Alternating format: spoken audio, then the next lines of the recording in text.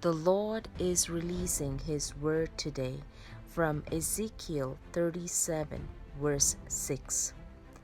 I will put flesh and muscles on you and cover you with skin. I will put breath into you, and you will come to life. Then you will know that I am the Lord. No matter whatever challenges you're going through, physically, mentally, emotionally, maybe there's some kind of illness where the doctors gave up, medicines gave up. Maybe you're fighting a battle spiritually. Maybe you're dead spiritually. Don't worry. The Lord will restore your life. He will breathe into your life and bring you alive. Believe in Him.